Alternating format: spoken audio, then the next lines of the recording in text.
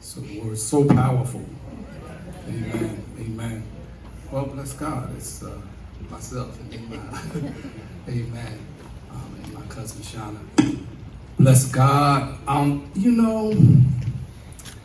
I remember growing up in New Jersey, 121 Brookfield Avenue. Yes, Lord. All right. 121 Brookfield Avenue in Winona. That's right. Coming down the steps after being called by my grandmother at between 5:30 and 6 a.m. in the morning for a service that starts at 11. That's right. And I would ask, Grandma, why are you waking me up so early? She said, well, you need to be up. We have service today. Waking up to the smells of some good farina, maybe wheatina. That's right. Some bacon, apples. Y'all don't know nothing about that. Some good apples, some home fries, come downstairs. Yes. Eat a nice breakfast. Just waiting, because I knew Bishop was lurking in the room somewhere. So we came and we would eat breakfast, and then Bishop would open the door to his bedroom, and the infamous seat of doom was waiting for me and my brother Harry to come in and have a slab of Murray's grease taken out of that can. And Bishop slapped that grease on our head like he was beating somebody silly. Yeah. Well, I hope you know what I'm talking about. They were the predecessors before we got there. You know exactly what I'm saying. Bishop would have that thing moving while we were listening to the sounds of Louise Williams on DAS with her morning prayer. And that would be repeated during the course of the week as we listen to Gospel Highway 11 with the doctor that is here today, Dr. Fred Blain. That's right. Amen. But Bishop would rake that pomade through my hand. Now, we doing the tribute, so I got more than 3 minutes. Y'all relax. So he would rake that thing through my head, and I'll be like, good Lord, I can't stand going to church.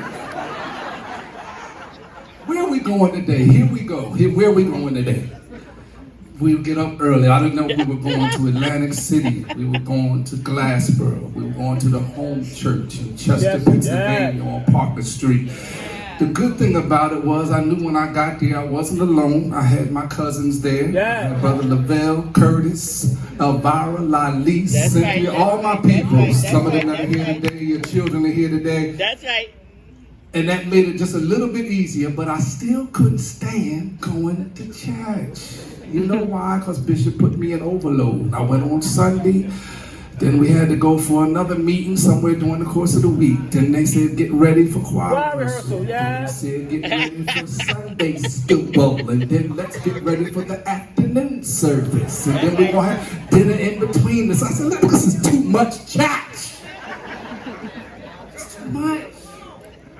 Dr. Hollis in the house. My God. Amen. Look at the love that's here today. One of the things that brought me out, I said, you know what? If I'm going to go to church, I guess I better do something. So all my cousins were playing drums. Dr. Hollis was over here, already had the keys locked down.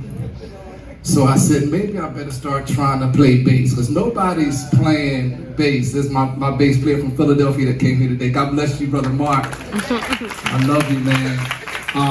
I said, maybe I better start playing bass because everything is locked down. So I wanted to choose something nobody could take from me. Because I would get on the drums and here come Curtis, you know.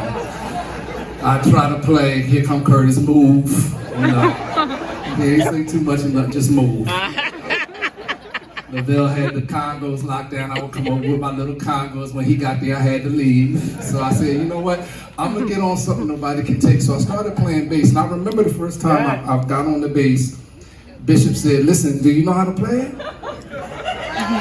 I said,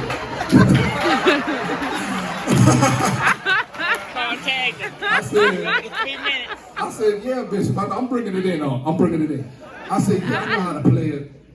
And he said, listen, we're going to Pleasantville. If you don't know how to play that bass, we don't want you messing up the service.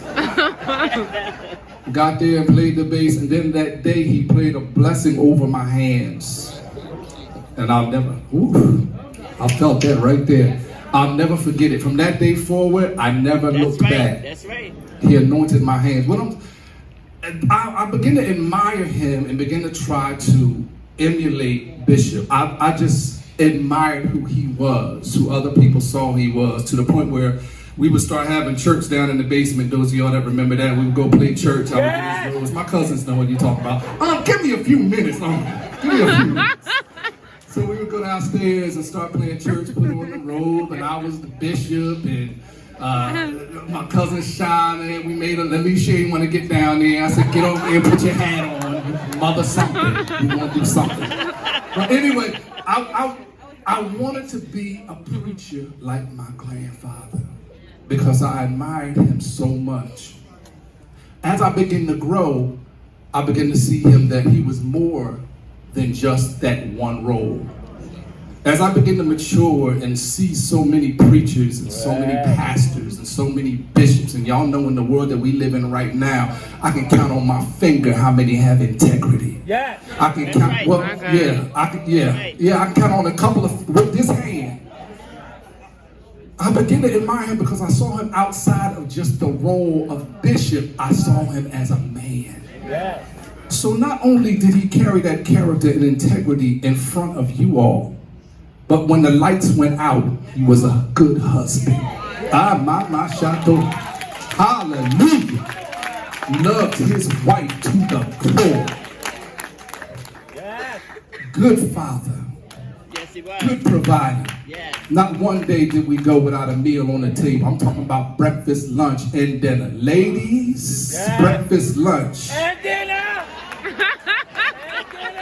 And dinner. Glory to his name. Hallelujah. Breakfast, lunch, and dinner. Provider, father, husband, good neighbor. That's the right. Bishop would be the same person he was, just like Bishop Spain said, no matter what phase you caught him in. And I can tell you, because I saw him when the lights were out, he was still the same man. Loving, giving. And I want to say today that there was no greater influence in my life than this man that we are celebrating here today. All right. Bishop Edward Blain. I love him with all my heart. God bless you. Listen, we are now going to hear from one of my cousins that had to, that was one of the church members in the basement. Come on, put your hands together. This is Sister Shawna. I'm going to call you Blain, Shawna Blain. Come on.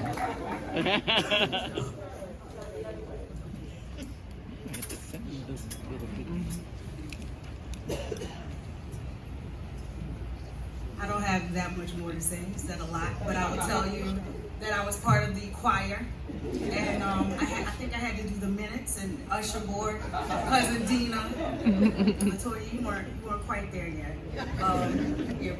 We had church in the basement. Talked about going, but then played church. I guess really to sum it up, I got a really sweet message today on Facebook from one of my Facebook friends.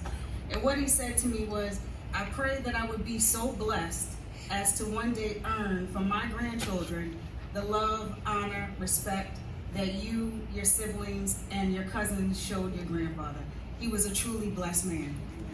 I think that says a lot, the fact that people outside of our family can see what he did inside our family. Right. That we literally exalted our love for him all the time. We came in from across the seas just to celebrate birthdays and family days. He gathered us all together.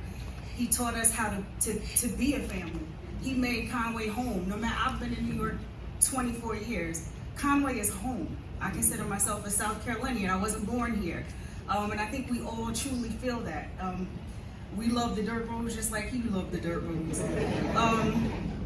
He was there for us. He was in delivery rooms before we were even here. He before some of our fathers. Thank God. He taught us how to ride bikes. He taught us how to pray. We used to get down on our knees on Sunday around the couch with the plastic still around. And we would pray as a family before we got up to go to church. And we all try to practice that with our own families. He disciplined us. He spoiled us. He did spoil the girls. He was a little hard on the boys, I have to say. But he did. He married some of us. He baptized our children. He walked some of us down the aisle. He held us accountable. We hold ourselves accountable to him. And some of us are not quite there. We're gonna work. We're working on it. We're working on it. Give us, y'all pray for us. Some of us are there, but we working on it.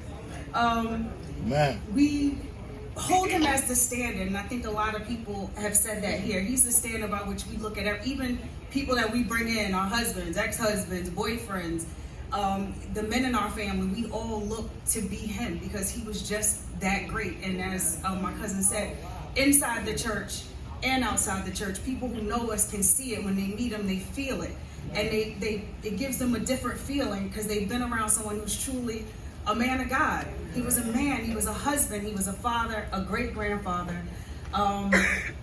He was everybody's favorite father. And I mean, as he would say, he can't help it. He couldn't help it. He had the anointing, and we're blessed to truly come from him and just have him to be our grounding and our foundation. And we hope that what you see here and what you hear about him, that's him. And we hope that, I would hope that you take what you hear and try to be that better man, better woman, better person. And hopefully one day your grandchildren will feel the way that we feel, that people can see it. And we just exude it in our way, in our walk of life, in our patterns. We thank you. Amen. All right, all right.